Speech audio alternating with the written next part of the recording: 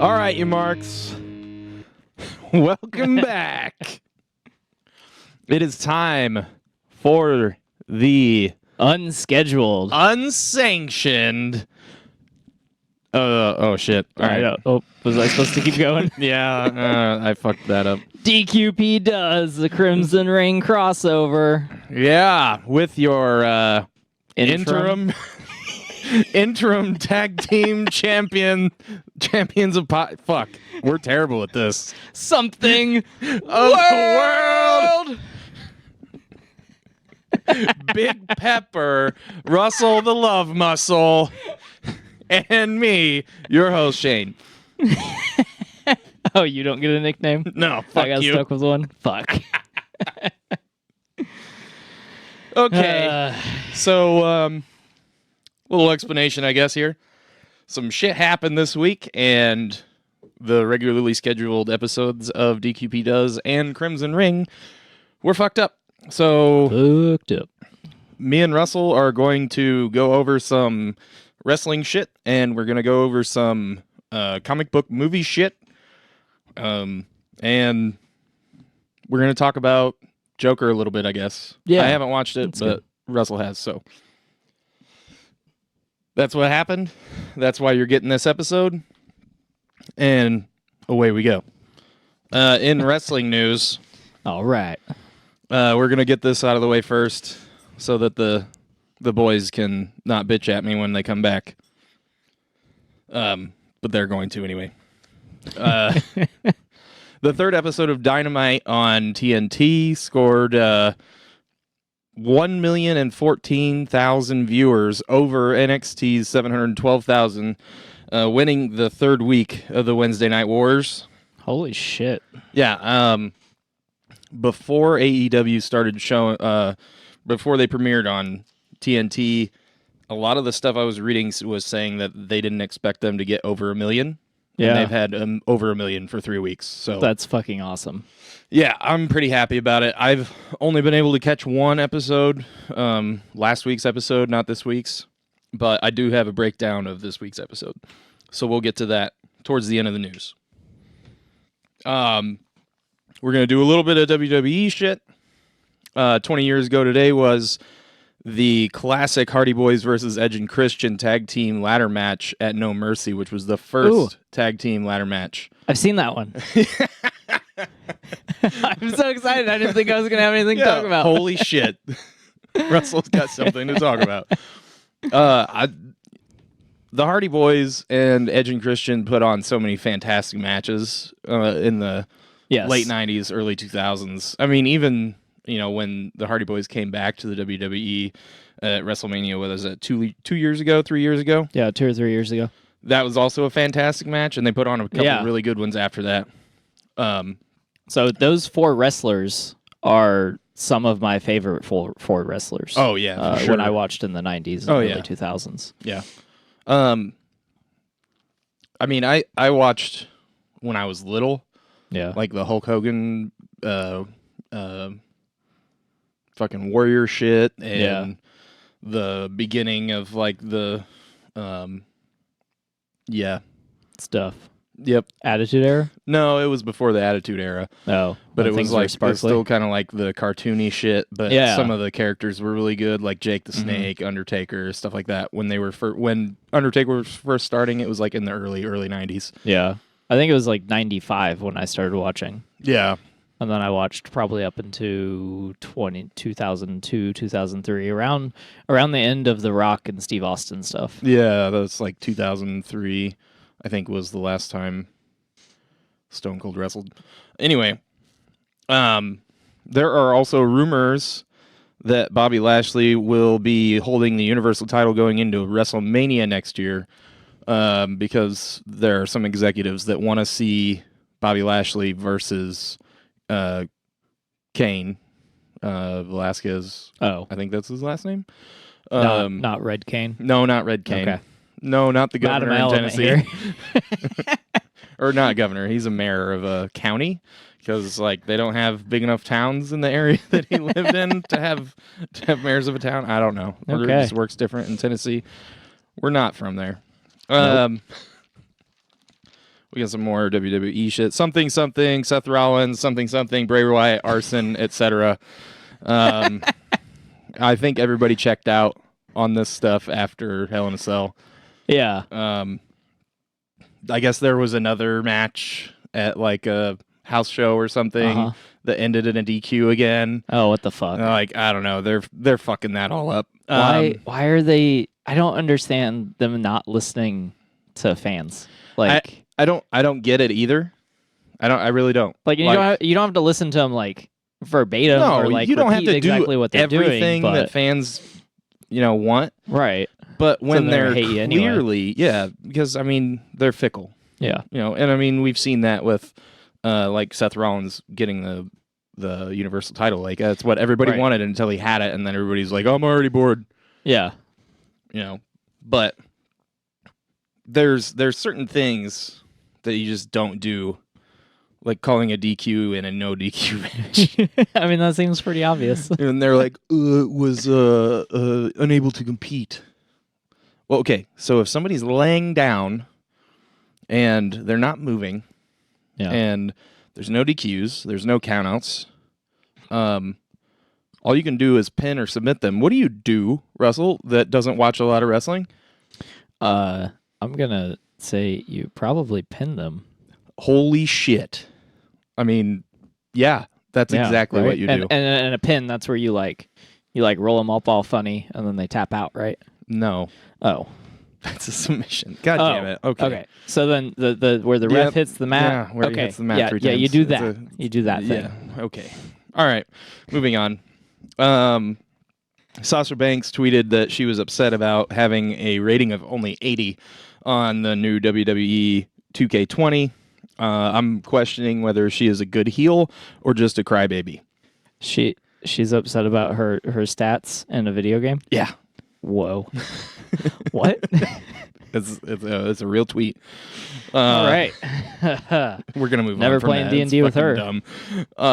This is a real story, and I actually kind of want to talk about this a little bit. And I know you don't know either of these people, but the story is interesting. Okay. So Mike Kanellis has asked for his release mere months after signing a new 5-year deal with WWE. There are rumors that I was told about by one of our two hosts, that this was a plan by Mike and Maria Kanellis as they were starting a new family to get health care for Maria after she became pregnant, after they had signed this deal, or right before they signed this deal, to pay for her health care. And then Mike would fade into the background of a bloated roster and eventually ask for his release after collecting a few fat checks. Huh. Do you think that they would have had like the forethought to do something like that to a large company like that? I just what he says basically when he asked for his release was that he didn't want to just collect checks. He didn't want to show his new children, that was acceptable. He wanted to work for the money. Yeah. Right? And he also wanted to do something that he loved, which he thought he was going to be able to do in WWE, but like I said, the roster's bloated, right? Yeah, right. So somebody that isn't 7 foot tall, isn't a former MMA fighter, isn't Dynamite on the fucking mic, all those things. He's just a dude that wrestles. He's just a dude that wrestles, and he might be an excellent wrestler. He might be a good ring technician, but he isn't like anything crazy and isn't what, Vince looks for, basically. Yeah. So he's going to fade into the background one way or the other, unless something crazy happens. So I think that's interesting. I mean, I could kind of see that. I know there's a lot of how do I say this? There are a lot of instances where there's a few instances that I know personally. Let's speak from personal experience instead of generalizing. I know two women who joined the Navy with the specific plan of getting married after joining, Right. and then getting pregnant, And then not having to actually... not having to actually go on tour. And I'm not saying anything bad about this plan because like our government takes advantage of us. So Yeah, sure. Fuck them. Well, I mean, and half the people that go into the armed services, well, I'm colloquializing half. I don't know any kind of actual statistic out here, but I know the people that I personally know that went into the service were either doing it for the college money, right, or doing it because they didn't have anything else to do. Yeah. It wasn't because they wanted to serve. Yeah. And I know some people do want to serve because some people do. Their parents served, or they feel a duty, or they feel like they need to earn whatever privileges they have because of living in the U.S. Right. But a lot of people just do it because, A, it pays. You get 3 hots and a cot. Yep. And you can get free college out of it. Yeah. And they're, amongst probably other benefits that we're missing. Oh, yeah. And either way, I'm not looking down on either one of those situations. No. I think But it is a thing that's done. It is a thing that's done. There are systems set in place, and you can't always make a system that isn't going to be taken advantage of. Sure. And so, with Mike and Maria Kanellis, yes, with them being at least smart enough to get to being where they're at now and being as successful as they are, yeah, I could probably reconcile that, it was thought out. Yeah, it was a meticulous thought. Okay, so when you're doing the show, are you paying any attention to what they're saying about the characters?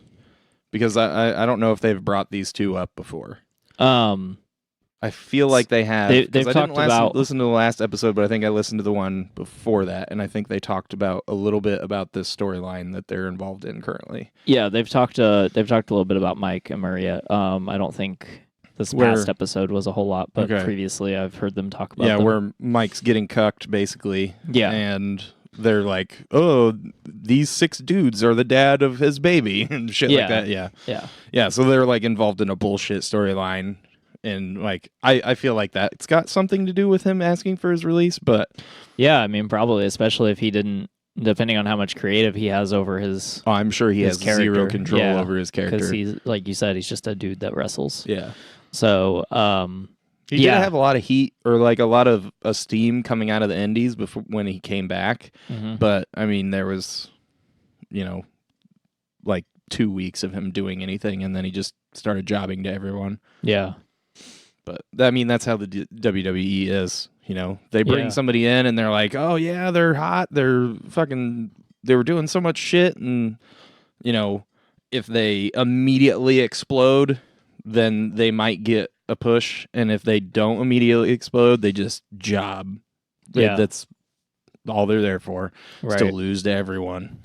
Yeah, and even as like a casual viewer, I was watching for a while. I was watching Finn all the time because I was super excited when Finn would wrestle because I love watching him wrestle. And there are a few other guys that I really like. Like I like watching Bray. Mm-hmm. I love the Firefly Funhouse stuff. I think that's awesome. I wish got they would burned down on Monday. That's what the something Seth Rollins, Bray Wyatt arson thing was about. I wish the Seth Rollins run would have been for Finn. Instead, I know there would have been some storyline changes because I wanted the Finn versus Bray thing to be much larger because they both have these supernatural entities. I don't know why. It just seems like it would be obvious. It was the obvious idea, and now they're separated by brands. So yeah, I don't know if that's ever going to happen. Which it definitely should have, instead of just the Fiend squashing regular Finn and nothing happening with it. But anyway. Could be, couldn't be. Who knows if they're taking advantage of the WWE? Does anyone care? Probably the WWE, but fuck them. Yeah, I say more power to them. Good thought process. Glad you thought it out. Take care of your babies. Yeah. And if he doesn't get his release, that just means he's gonna sit at home and cash checks, or sit in catering and cash checks. Yeah, and it could also just be really good publicity for him for when he does get released, because then NXT, or not NXT, but. Because then AEW is like, oh, you want to work? I got some work for you. Yeah. Yeah. I mean, he might be kind of tainted for a little bit. He might have to go and do some Japan shit for a while. Yeah. To get the stink of the cuck angle off him and stuff. Right. But I don't know. I mean, it could just be like, hey, we're gonna take this guy from WWE and like turn into the WCW shit again. Yeah. All right. Last thing about WWE, I think Eric Bischoff is out as SmackDown executive producer or director. That was fucking quick. Yeah. Really? I mean, like, it was like 2 months, maybe? Yeah. Not something like that. And Bruce Pritchard is in, which I thought was a joke at first. I thought it was fake news, but well, he's worked with WWE for a while as part of creative, but he posts a lot of shit that people don't take to heart as like an insider, and like I don't know, it's very interesting that he's become like an executive director of a whole show, especially the Fox show, which kind of weirds me out. But anyway, that's a thing that happened. Okay. If anybody cares, whatever. Random thing that I saw, Arn Anderson gave Buff Bagwell a spine buster at Championship Wrestling of Arkansas. Buff Bagwell still wrestles? Yes, he does. Holy shit. Yeah. He is not as buff as he used to be, but he's not like, so he doesn't look like me. Is he Puff Bagwell? Not quite. Oh, okay. That's a bad joke. Edit some laughter in there for me. Yeah, there we go. That'll just repeat. One thing to bridge us into the AEW stuff, NJPW has stripped Jon Moxley of the IWGP US title after a typhoon caused travel issues, and Moxley could not attend the event in which he was supposed to defend it.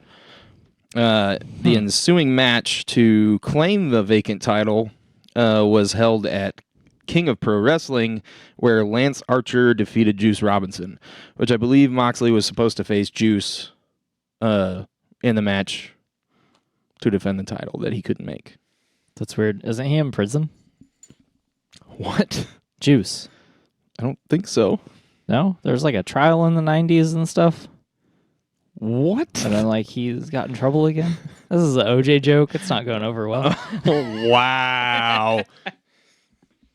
Okay. It's not Juice Simpson, though. It's Juice Robinson. Oh, I didn't hear the Robinson. I thought you just called him Juice. Nope. All right, never mind. Okay. Wow. All right, so we're going to go over the Dynamite results, and then we're going to get into some MCU shit. Another comic book stuff, I imagine. There might be some other things. Oh, yeah. So, AEW Dynamite on TNT started with SCU defeating Best Friends, advancing in the tag title tournament.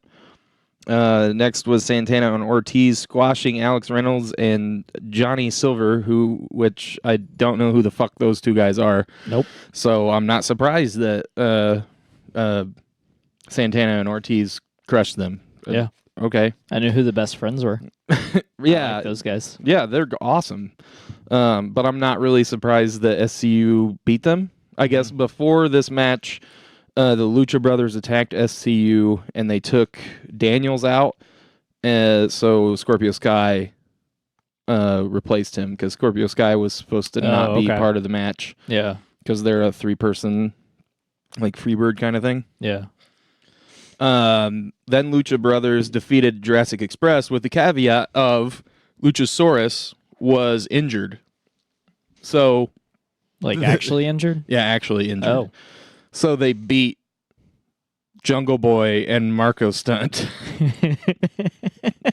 So, like, I guess the match started... Like I said, I didn't watch this episode. I watched last week's, but I didn't watch this week's. But I guess it started with, Jungle Boy and Marco Stunt, like, trying really hard. Yeah. And, like, running around the ring, because they're both super fast. Right. But they're both, like, they look like 12-year-olds. Well, a 12-year-old and an 8-year-old. Because Marco Stunt is tiny. And, I mean, it was obvious they were going to lose if they didn't have fucking Luchasaurus, Yeah. So, they lost. Lucha Brothers advance in the tag tournament. Then Riho defended her new AEW women's title against Dr. Britt Baker. Okay. And she won. She's awesome. Yeah. I like Dr. Britt Baker more than Riho, but they're both awesome. Yeah. Then there was a tag match between Hangman Page and Kenny Omega versus Pac and Jon Moxley. So I kind of want to go back and watch that match. Yeah, that sounds fun. Yeah, that sounds really good. And apparently it was pretty back and forth until Omega brought a weapon into the ring, and then Moxley tried to bring one in or gave it to Pac or something. The summary I read wasn't very clear. At which point Pac threw it down, and Moxley was like, well, fuck you. I watched this. You're a bitch, basically, and double arm DDT'd him and walked away. At which point Pac obviously lost because he was just given a finisher and was in the ring with two other guys. Right.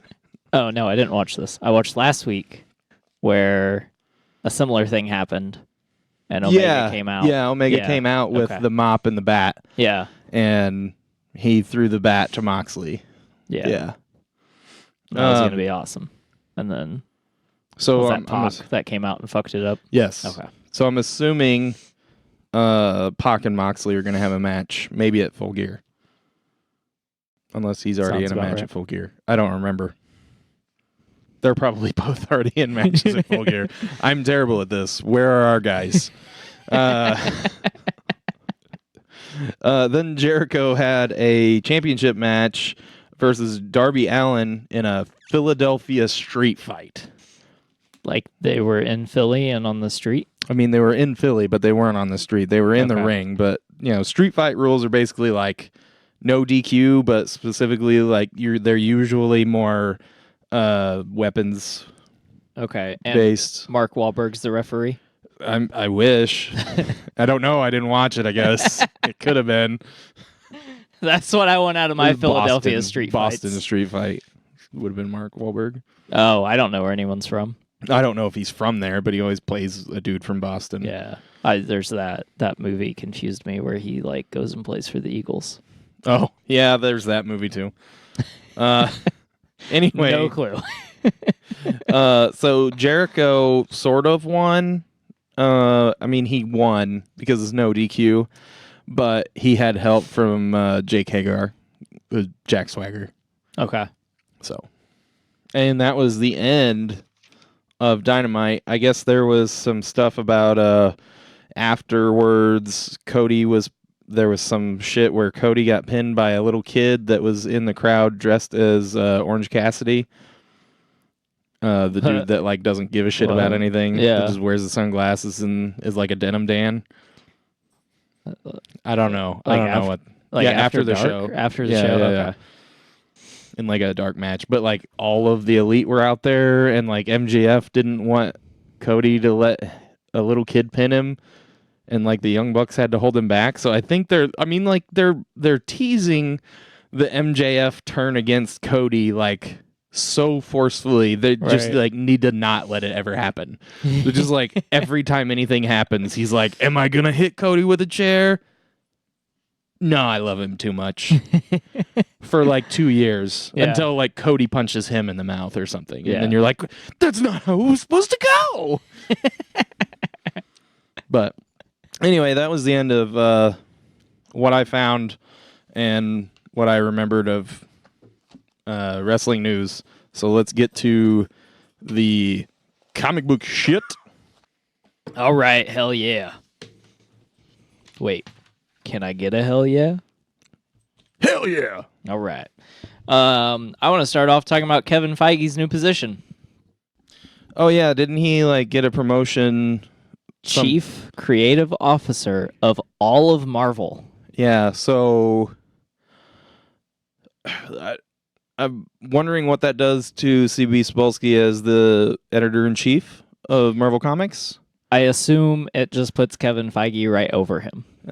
That's kind of weird. And like, because Chief Creative Officer is a huge title, right? So, and editor in chief is like not quite as large. Yeah, I mean that's the top of the company that isn't dealing with directly with business. Right. I mean that's basically a similar title. Yeah. So it does encompass TV, film, and comics. I have reservations. Yeah. My biggest reservation is I want the comics to stay different. Well, I don't. I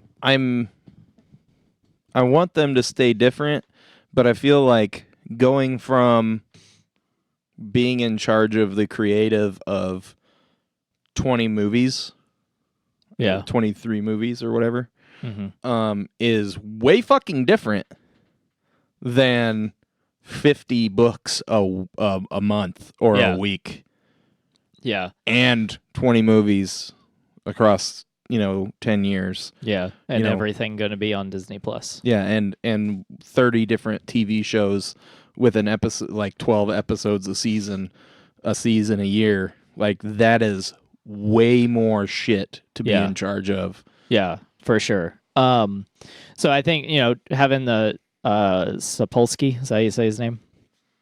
Cebulski, Cebulski. I think. So I assume the way it's going to work is Kevin Feige is just going to try to keep a cohesion across the table. With that in mind, my biggest worry is that Feige is going to line the comics up more, because we've already seen some of it, like some characterization changes in the comics Right. to the film, because to get them closer to what they've portrayed on film, and I don't think that they should do that. But there is a new Hawkeye comic book series that is very controversial coming out in, I think, January. But we'll talk about that here in a minute in a little bit more depth. Oh, yeah. You haven't read about that? No. Oh, dude, it's fucked up. I'll be excited to get your initial reaction. Oh boy. So yeah, but on top of Feige becoming the chief creative officer of all of Marvel, he is also confirmed to be working on a mystery Star Wars film. Oh yeah, I saw that. Yeah, he's all up in Disney shit. Yeah. So now this is a lot. He's going to have a lot of stress. He's got a lot that he's overseeing. Oh yeah. It reminds me of when Brian Michael Bendis took over as a creative director for Marvel instead of just a writer. Yeah. Because he did Avengers Disassembled, and then I think a couple more arcs later, they made him a creative director. And we got a lot of good shit. Yeah. So it's like if a person can so if basically if he doesn't just like copy paste what he's already done, Yeah. and he can create the magic that he's already created again, if he can make lightning strike 725 times a year, then fuck, we're gonna get some awesome shit. If he fizzles out on literally everything, oh boy, it's gonna be a rough time for everything. Yeah, and Marvel comic sales are already down. So I think they reported losses in third quarter of this year, which is the first time they reported losses in a while. Oh, that's weird, because like the couple things that I just read recently was that a lot of people were happy with the last couple years, mostly because of some returns of status quo and stuff on like X-Men and shit like that. Yeah, well, I think it's probably economically based. Yeah. With the whole people being aware that we're on top of a bubble. Also, I probably should have fact-checked that before I said it. But there was something that happened with Marvel Comics that was ambiguous at this point to me. I thought it was that they had a loss in quarter 3. But maybe I'll take a second to look that up. Okay. Revenue fell shy of Wall Street expectations. Well, yeah, I mean, that's almost as bad as posting losses. Yeah. But not quite. So, and that was for all of Disney, not just Marvel. Oh, yeah. Well, I mean, that's what it was. That's probably going to be a thing until they get into the meat and potatoes of the next phase of the MCU movies. Yeah. Yeah, because if they're downtrending, I mean, I know Spider-Man did well, but And they're also like having problems with these live action remakes not performing as they wanted. Yeah. Or expected. Yeah. So, I mean, I feel like that's a pretty good hint to stop fucking making them. Ugh. Yes, please. Spend that money, time, and effort on something more original, please. How about some more original animation that can become classics for the next generation of children? Yes. Or let's break a new animation wall. I don't know what you do next. But do something. Do it. Do something original. Anyway. So mentioning Brian Michael Bendis, I wasn't aware that he announced in 2017 he would work exclusively with DC Comics. Oh, yeah. And I kind of hope Kevin Feige taking the role as Chief Creative Officer brings Brian Michael Bendis back. Oh, geez. I would love to get them working together. But, it would also be awesome. As if Disney bought DC and merged them? No. Oh, okay. Well, I mean, no, I don't want... I don't want DC or I don't want Marvel or Jesus Christ. I don't want Disney to own fucking everything. Yeah, I don't because competition is good. Right. We end up with WWE and WCW. We end up with WWE and AEW. Yeah. We end up with Coke and Breeds. Pepsi, even though obviously one is better than the other. Yeah, Coke. Wait, I just can't say that on recording. No. Especially when our sponsor is Pepsi. Are you fucking kidding me? What? That's too far. I just wanted to get into the spirit You're of supposed to be things. better than this. All right. But anyway, what would be great yes, is Kevin Feige becomes the, CCO of Marvel, of DC, or of Disney. Yeah. What if Brian Michael Bendis becomes the CCO of Warner Brothers? Oh God, no, that is better. Yeah. Oh fuck. Oh fuck. And then all of a sudden the DCEU becomes awesome. Oh yeah, it would. Yeah, because that's what I want. I want those movies to become something. Yeah. Which, I mean, they definitely had the super rocky start, and they're letting everyone out of their however many movie deals or whatever because they're apparently gonna start over again. Yeah. They shouldn't have done that. They should have just been swallowed the fucking their pride and moved on and done something better with who they had. Because I think all the casting was fine. Yeah, no, I liked a lot of the casting in the DCU. So I just recently watched Shazam and Aquaman. Yeah.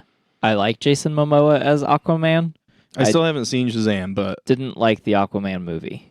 I thought it was okay, but we'll get into that when we watch it again. Yeah. Shazam, I feel, is a must-watch. I need to watch it. You should.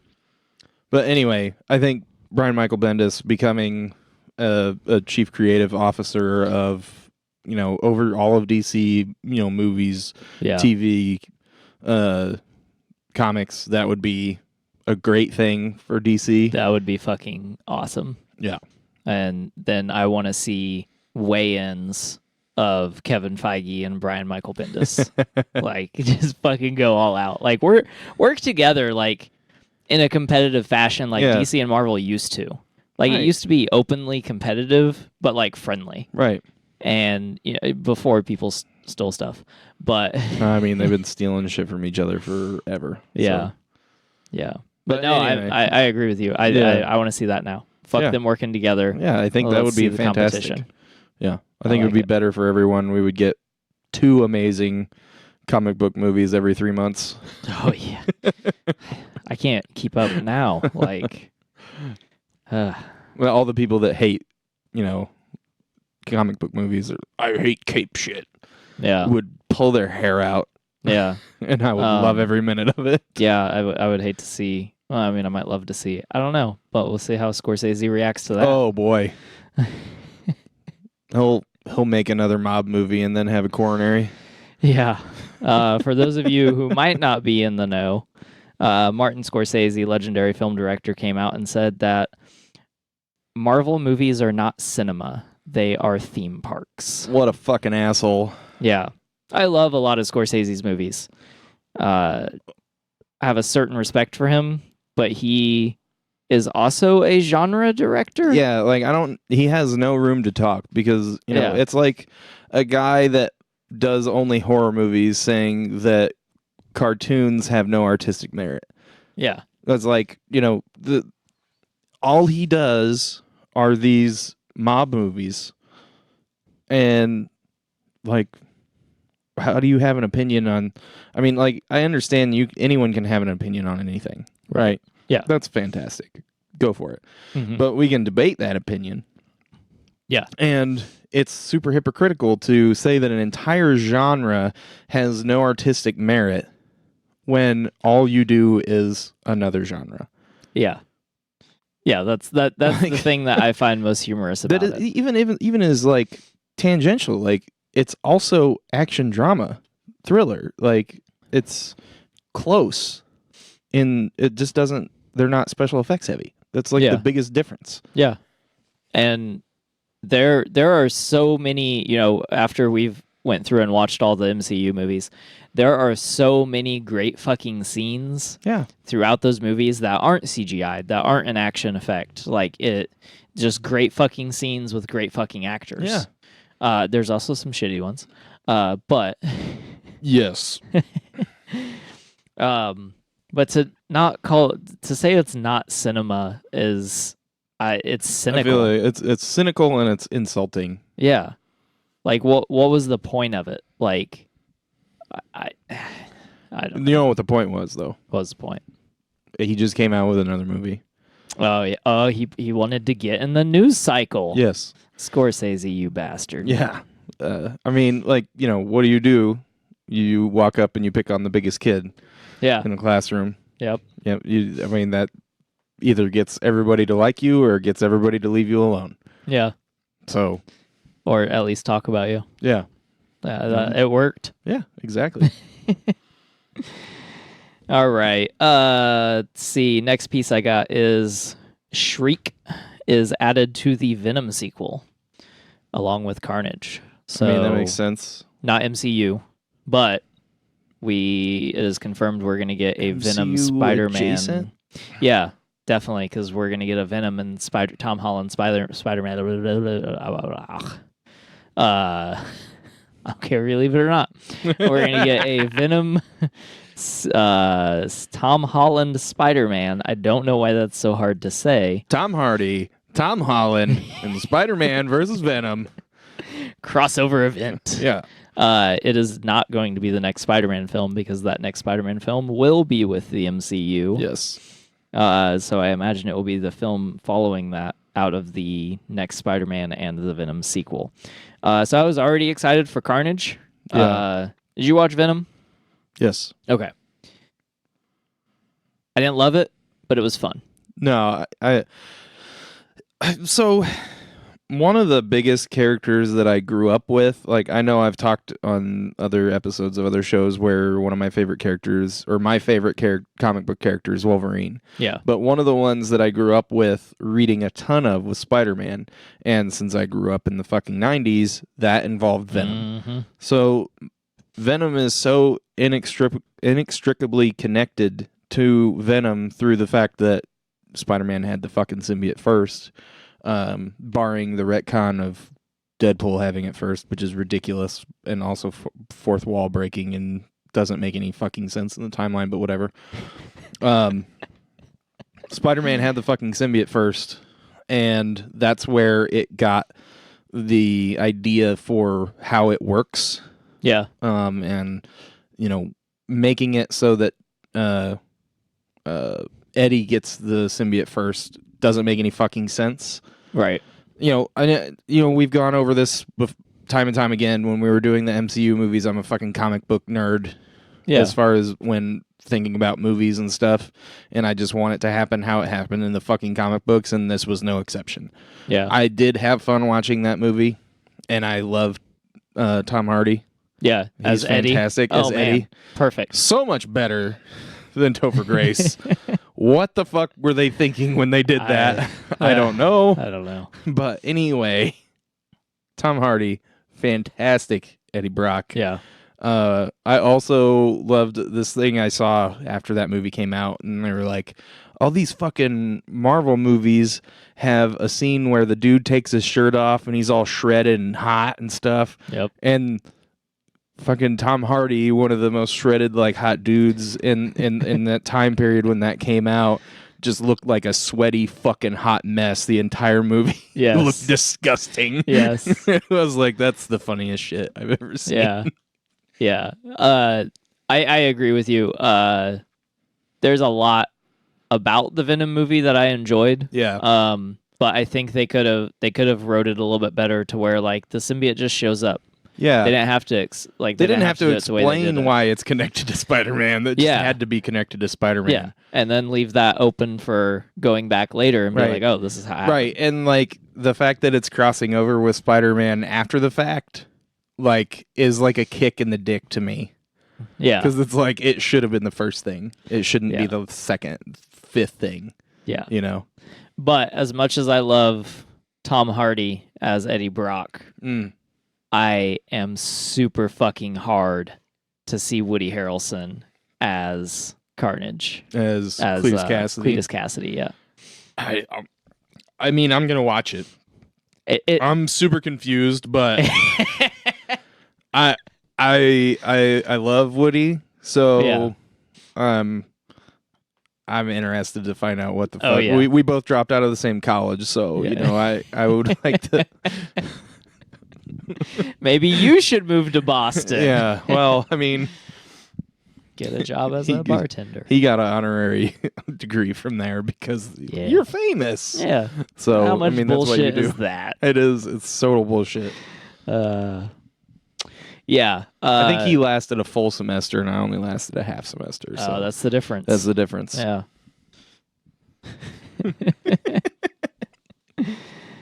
All right. But yeah, so I'm even a little bit more excited that they added another symbiote to Venom, the Venom sequel, because I mean that's honestly that's all you really have at this point. Is she gonna be in the symbiote?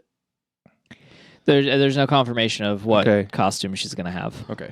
So I hope she's the symbiote. I imagine she won't be at first, or I mean that'd be awesome if she just was. I think she was. I don't remember if she was a mutant.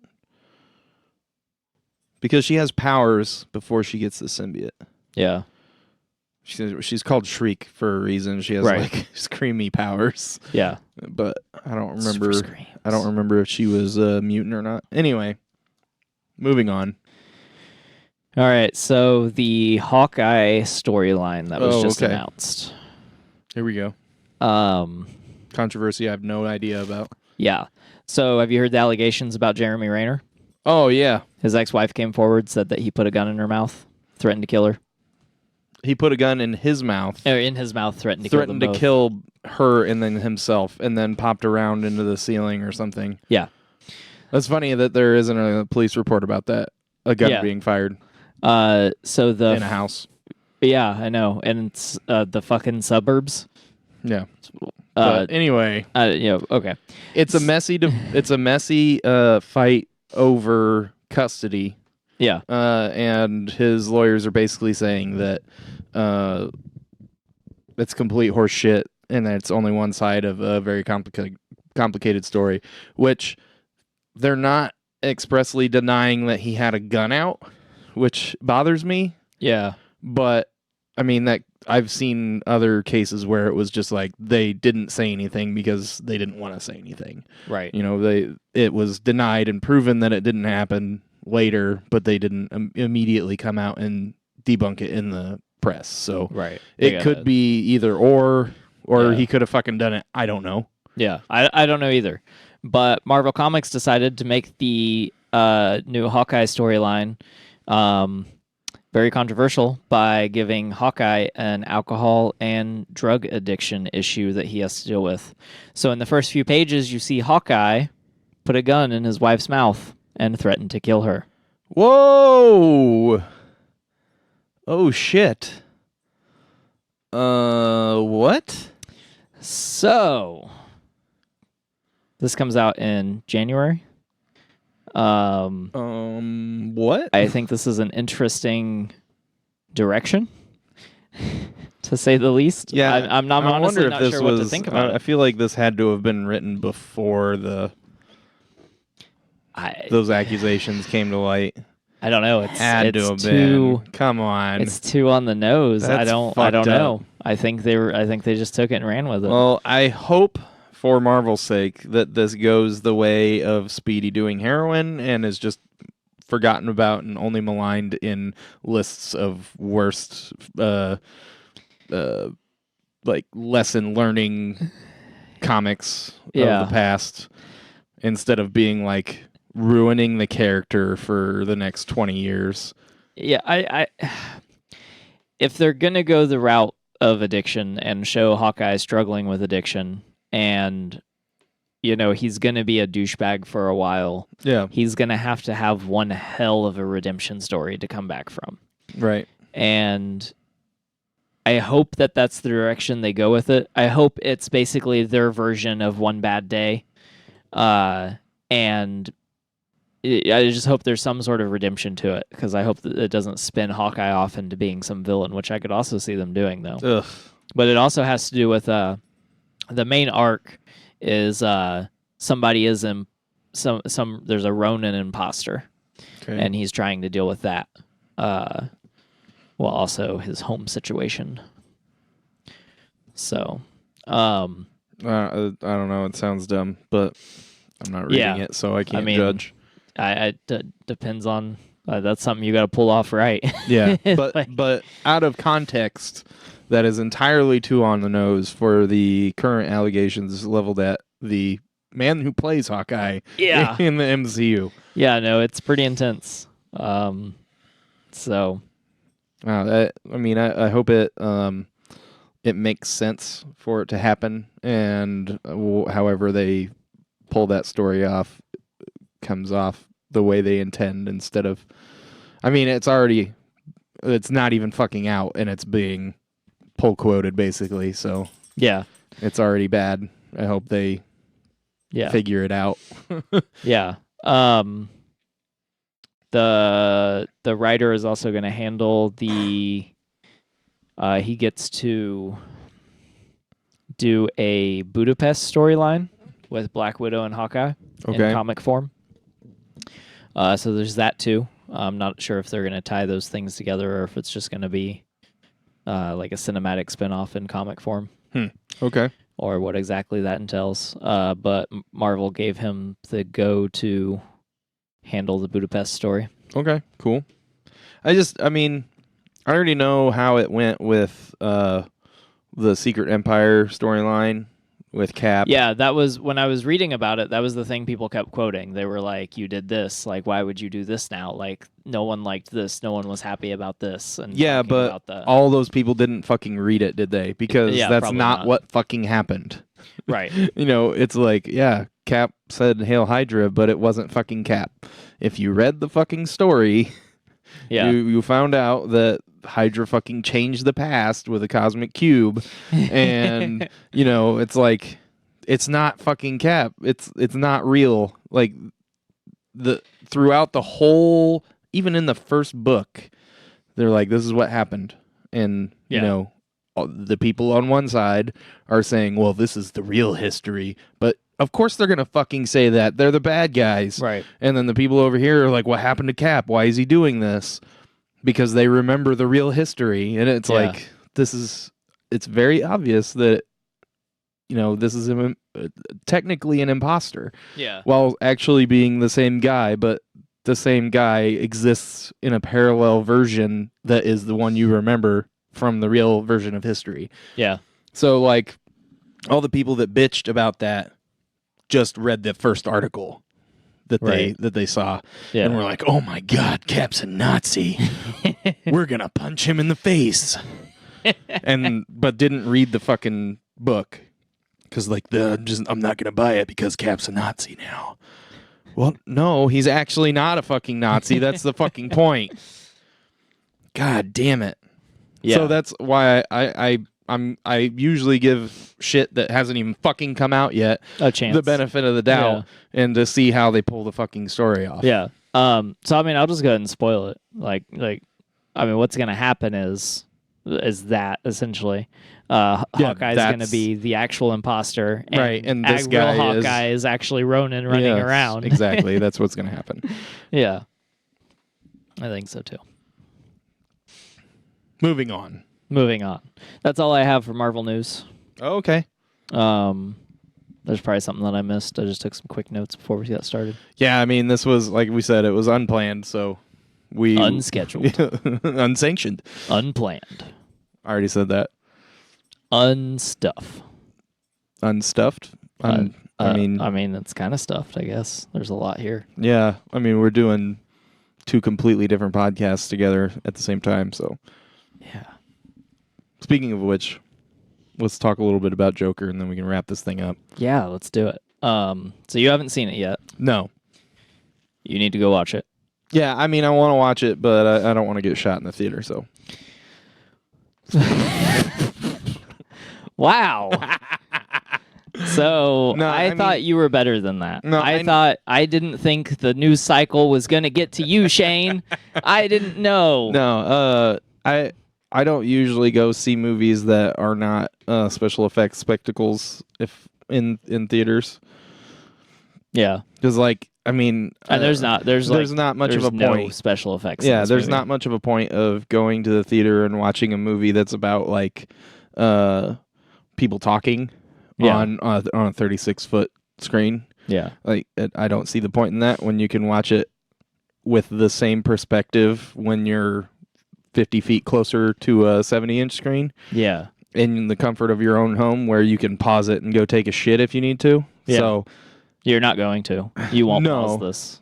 no, I'm just saying, But like, yeah, that's I get the I don't sentiment. really go to movies that are not like Marvel movies, basically. Right. Yeah, that's Or about all I mean, like watch. DC movies too, but But not this one. I kept seeing stuff. I kept hearing, "Don't watch this movie. This movie's bad for society. This is a terrible movie for you and your kids." And yeah, it's a terrible movie for your fucking kids. It's, Yeah, it's rated rated R. You dumb motherfuckers. Okay, listen. If you take your fucking kids to a rated R movie or let them, I mean, I know this happened to me when I was a kid, but it was different then because, like, my parents actually parented me. So if you're not a real parent and you're just gonna let your kids watch TV and let them play video games without ever looking at it, at least when you buy it or when you buy them the fucking tickets, make sure that they're supposed to be able to play or watch it. Your 6-year-old doesn't need fucking GTA because then they're gonna know about hookers and drugs and killing hookers to get the fucking money back and shit, and the 6-year-old doesn't need to know about that shit. Okay. Yeah. And, like, you're not going to teach them, so the fucking game is. And the same thing with movies. Like, I don't understand why, this is bad for kids. Yeah, it's fucking rated R. It's fucking rated M for a reason, you stupid motherfuckers who you don't have the time or the patience to look through things or read about things to make the decision yourself, forced these rating systems onto every form of fucking art in the world, and then you don't even fucking pay attention to them. You're a dumb piece of shit, and you shouldn't have had kids. And now you need a second toilet for that second asshole. Good job, Shane. I fucking hate that shit. Yeah, no, it's frustrating. Yeah, this isn't a kids movie. If you are concerned about what your kids are watching, then don't take them to watch this. If you don't want to spend Yeah, but it doesn't need to not exist. Right. Exactly. And I would say, like, I'm a different kind of person and I don't currently have kids. If I had kids, I would like to think at an appropriate age, around somewhere between 10 and 13, I would let my kids watch this movie. I would then spend the next hour and a half talking with them about the movie, because Right. if you're going to let them consume this type of content, you have to be willing to put in some time afterwards. Because it's not even just like your normal rated R where there's some like titties and they drop the F-bomb a couple times and somebody maybe gets gutted or something or run over by a car and you see the streak and maybe their head's separated from their body. There's like real shit happening in this movie and it's intense. And the violence is nothing. Yeah. It's like there's so little violence in this movie and the media came out and just blew the fucking movie apart for being too violent or Right. too graphic. And like, I've never seen the media tear apart a Quentin Tarantino movie. Yeah. Right. So like, or we had 7 years of Saw movies. Right. All those are rated R, but Joker comes out. Mm-hmm. It handles some actual issues while using a character that some people even identify with, which you probably shouldn't. Yeah, If you do, still don't understand probably need to seek some sort of help. I want to be in a relationship like Joker and Harley. So you want to be a complete murderous psychopath, and your girlfriend wants to be a codependent, dumb piece of shit who lets her man literally beat her and berate her. Awesome. You go be pieces of shit together. Yeah. So, but this movie, and I get, like, if you are genuinely the type of person that you go and this movie resonates with on a level that you want to be, like resonating with you on a different level of, oh, this makes me uncomfortable. But like, if you want to be this character, you need a therapist. Yeah. Especially this iteration. So Heath Ledger's Joker was He was iconic, an anarchist. and he was That's an anarchist. different. And he was kind of someone that people kind of rallied around because he threw a wrench in the system. Right. And he was all about being an agent of chaos and fuck the system.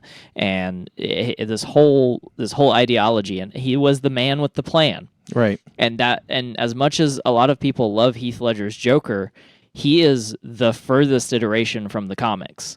Because the entire movie, he's got a plan.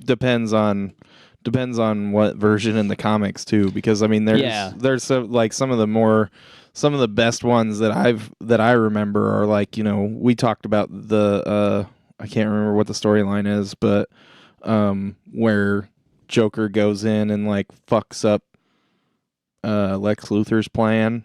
Yeah. On purpose, because they were like, he's too crazy to be part of the team. Fuck him, get him out of here.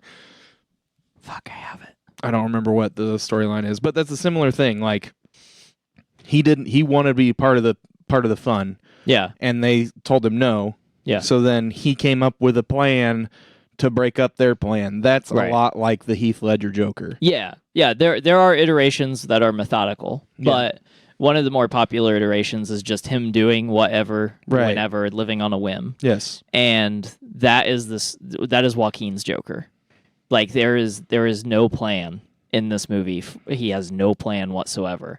And this movie made me so fucking uncomfortable, like, through the way it was shot, through some of the filmography, but especially Joaquin's acting. Mm-hmm. Now, I don't like Joaquin Phoenix. I'm not a Joaquin fan.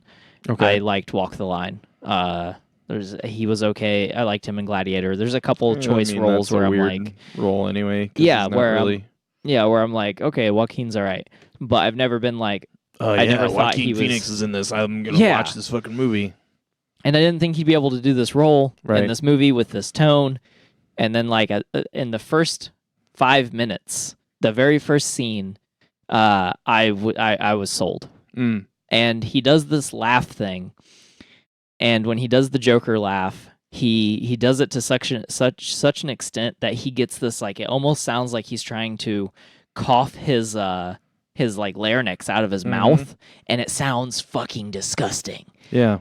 But it's fucking great. Yeah. And he didn't have to go as far as to send someone a condom full of shit to get into this character. Hold on a second. Hold on a second. It was not Jared Leto's fault that version of the Joker was not great. I know. Okay. No, I okay. I agree. Very easily could have been like at least mid-tier Joker. Yeah. He could have even been a high-tier Joker, but that movie was just garbage for the most part. Yes. And like, I'm tired. Like, I know you haven't done it that much. You just did it this time. And I don't know if it was to elicit this response, because I don't know if you knew I felt this way or not. But I'm tired of people shitting on it. Like, it wasn't that good, but I'm still going to defend it, because Jared Leto is, like, actually a good actor. No, Jared Leto is fantastic. And I feel like, given a good script, he could have destroyed as the Joker. Oh yeah. Like, I don't know if I haven't seen this, so I don't know if he would have worked in this movie, but No. but I don't think I so. feel like he could have done he could have very easily done something in the vein of the Hamill Joker stuff. Yeah. And been the fantastic. more cartoony style. Yeah. Yeah, he would have been great as He that. would have been fantastic as that. I wasn't shitting on Jared Leto and his performance. The method acting the bullshit. method acting he did. Yeah. Well, I mean, like, but it was super jokery shit. Yeah. And if it had come off, if he had come off at or just below the level of Heath Ledger as far as how that movie played out, Yeah. everyone would have been like, oh my God, he's actually the Joker. He was doing all this crazy shit during the filming of the movie, and he's a fucking crazy motherfucker. This is awesome. And I hope he does more the next movie, and all this dumb shit. And like everyone would have loved it instead of making fun of him for literally everything that he's ever done since then. Yeah. I'm going to put a disclaimer right here. I want everyone to be aware and to know that Shane is not the guy that does the what are they called? What is what called? The trailers. Oh, the honest trailers. Yeah, the Oh. honest trailers. I'm you not sounded that just like guy. Sound just like him. Okay. I don't know. It would have been funnier if I could have thought of the name. Yeah, it would have been great. You Good can job. probably fix that joke. Way to fuck that up. Thanks, man. And we're gonna leave all this in. Ah, fuck. We're literally only gonna edit out any time that we like looked shit up. Okay. I should have looked it up. But yeah, so this movie, the media cycle is just absolutely ridiculous as far as like what they were trying to get the point across. Well, I mean, it was basically like, this is gonna inspire fucking lonely white males to go and shoot up schools. And it's like, why would it do that? Yeah, and like, okay, why would a movie do that? Like, no clue. Video games art, don't do it. Movies don't do it. Life doesn't imitate art nearly as much as people think it does. Yeah.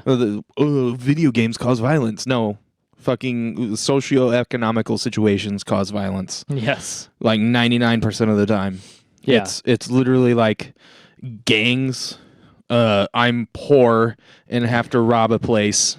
I'm kept down by the man and have to do some kind of awful thing to come up in the world. Yeah. I have to deal drugs because my entire family needs money and I can't find a job in my downtrodden city. You know, there's I'm in a bad relationship and we have no access to or want or idea that we could use some kind of couples therapy, so I shot my wife, or whatever the fuck. Right. It's not, I watched a movie and wow, I just all of a sudden wanted to kill a bunch of people because I'm sad. That's not a thing. That's not a thing. What happens.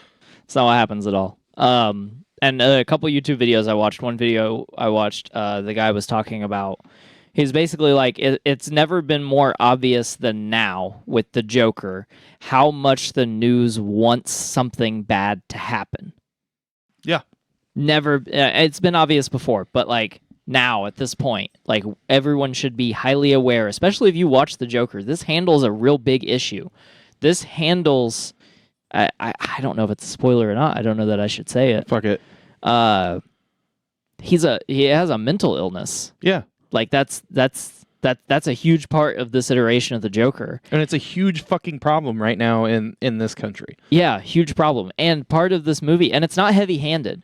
Like when you're watching it, it's not heavy-handed. But what this movie is asking you is what happens when a guy with mental illness gets a hold of a gun and everyone treats him like shit for too long? Yeah. What happens? This is what happens. Yeah. But it also tackles such an interesting concept that when you have a society, a large part of society that is so downtrodden and so beaten down that they have something to rally behind, it's not always the thing's fault. Well, it's not always the thing's fault. Yeah, and it's not always seen intentional. as a symbol. Right. Yeah. So there's just so many good things about this movie that tackle what our society is dealing with. And my favorite thing I've read about this movie, as far as a review goes, is there's one particular one that says the news cycle is doing what it's doing because this movie holds up a mirror to society and really shows it how ugly it is. And one of the quotes that I've seen circling around Facebook is in the Joker's diary, or not journal, whatever, that he carries with him throughout most of the movie. And it says, the funny thing about having a mental illness is everyone expects you not to act like you don't, or to, hold on, let me try that again. The funny thing about having a mental illness is everyone expects you to behave like you don't. Right. Which is perfect. And it's a good quote. There's also some really funny quotes in his journal when you're watching. So check those out. But this movie is on just a totally different level than anything DC has done. Yeah. This movie is on a different level than anything the MCU has done. And this is just a totally different kind of comic book movie. Right. And yeah, I mean, it's not a blockbuster CG, yeah, it's not spectacle. action packed. There's very little action, very little violence. Totally different genre of movie, still within the cape shit category. Yes. And I think that DC needs to go this direction. Because Marvel has already topped out at the blockbuster as far as like, hey, we're Marvel. We're going to hit you with some tentpole movie every 4 months. And you're going to keep having trouble competing with that. However, if you corner that section of rated R movies where they only have Deadpool, oh, that's some news we didn't talk about. Oh, yeah. Whereas as far as Marvel only really has Deadpool that's going to be pulling that hard R, and maybe Blade in the future, if DC just went all in on the R, all in on this dark humor, well, not even dark humor, but all in on this dark side of society, you're going to cash in there. Because the Joker, the domestic total of the Joker right now, or as of yesterday, is 209 million, putting it past the 207 of It Chapter 2. Okay. It Chapter 2 being previously the top highest movie. Yeah. It's set, Forbes has it set to top 600 million. Yeah, with no special effects and a smaller cast. Yeah. I don't even know how much money this movie cost to make, but it was less than the like 400 million that they spent on the Avengers. Yeah. So that's a number I pulled out of my ass, Doug. So this is this is a good direction, and I want to see the MCU stay light. I want to see it stay kind of lighthearted, handle some issues here and there. Make these big, ridiculous, glorious films, because that's kind of what the comics did. The comics was the light side, and DC was always dark. It was always that dark, gritty underbelly. Yeah. And you got a little mix in between them, but like DC was always a lot darker, and this is the direction they need to go. Yeah, they want to at make least profits. for like the street level stuff. Like, I feel like Marvel could do the same thing and do the street level stuff, even darker than they did on Netflix. Yeah.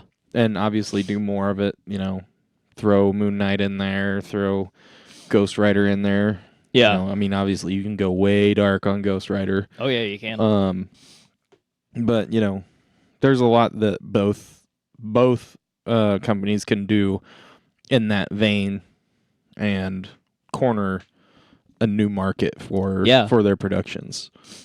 Yeah. I mean, I agree. I want to see more like this. Yeah. I want to see more of the serious tone, more of these dark elements. Yeah. Because, there's books that are exactly like this where, especially like Punisher stuff. Yeah. Where it's not like, the 2004 Punisher where there's like all these big explosions and stuff where you think that there's always going to be that in a Punisher book, but Not necessarily. There's Yeah. Punisher books where he goes after like corporate like child sex ring slave Right. shit. Yeah. And like, you know, it's just like him doing some detective work, breaking some fingers, finding out some horrible shit happened and some horrible people did it, and going and killing them. Yeah. And like there's no big explosions. I mean, in fact, I think the one in particular I'm talking about, he kills the last person from the company by repeatedly bashing them into a plate glass window at the top of their building until the frame breaks because the window won't break because it's at the top of a skyscraper. Wow. Yeah, let's see some of that. Yeah. I mean, that's not special effects. Well, I mean, it's special effects, but it's not CG. Yeah. It's not. That's like a $50,000 shot, not a $10 million shot. Yeah.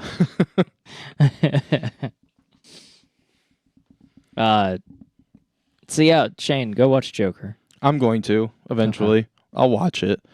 I'm just, like I said, I don't like going to the theater because like it used to be a lot of people would be like, oh, let's go watch this comedy at the theater, and I'm like, I don't want to go to the theater to watch a comedy because there's no point in watching a comedy on a 30-foot screen. Yeah. There's no point in watching like a dramedy or a thriller on a 30-foot screen. Like I want to watch fucking like Godzilla on a 30-foot screen. I want to watch Endgame on a 30-foot screen so that I can have 30-foot of fucking two Godzilla armies. dick. No, what? 30-foot of two fucking armies of MCU characters fighting each other. Yes, I want to watch that in the fucking theater. I don't need to watch a 30-foot wide close-up of Joaquin Phoenix's face. I don't know, man. I'm going to be honest. Like, I get what you're saying, and I agree with you on most movies. I don't know that this movie will hit the same way in your home. If I'm watching it by myself, lights out, with the lights out, it'll hit me the volume same way. All the way the fuck up. Or in blow headphones. your TV speaker. Yeah, or headphones. Oh, dude, I couldn't watch this movie with headphones. Joaquin laughing in my fucking ear like that. Whew. That creeped me the fuck out. But great flick. Okay. I'm just gonna keep rolling with that. Okay. So are we done here? Unless we talk about the Ryan Reynolds thing. Oh, yeah. Russell's bad at this, and he fucked up and missed some news. I forgot about Ryan Reynolds. How do you forget about Ryan Reynolds? I don't know. I watched like 8 minutes of him being funny earlier. Oh, yeah, so did I. The Ryan Reynolds is so savage. Yeah. Yeah. Fucking Facebook. God damn it. We've been targeted. Yeah. I mean, they got our number. They do. They really do. Yeah. Yeah, so Ryan Reynolds went and met with Disney execs, confirmed Deadpool 3, and that Deadpool will be in the MCU. Okay. I'm into it. I am too. I saw a fake article about it. The 8 words he can't say? Yeah. I read that too. Okay. I thought it was real. And I was like, wait, who else had an 8 words? Motherfuck, this is a Carlin joke. Yeah. Yep. Yeah, they are Fucking sticking assholes. with the confirmation is they are sticking with the rated R. And Deadpool will champion the R-rated MCU verse stuff. Things side. I mean, like, street. there are a lot of aspects of the MCU that could use a R rating, but I mean, it's okay. Well, I'll I'm take hoping whatever we can get. Yeah, I mean, I'm hoping that this is going to lead us into a rated R Blade reboot. So, or Okay. pick up whatever they do with that. Sweet. So, All right. But yeah, I think that pretty much covers it. Well, this has been an unscheduled. Unsanctioned. DQP does Crimson Ring crossover. We can't do this. I thought we were gonna know that one. No, I fucked it up. But anyway, you guys have a good week. We'll come back to our regularly scheduled programming next week. Oh, we're not gonna do any plugs either. Fuck it.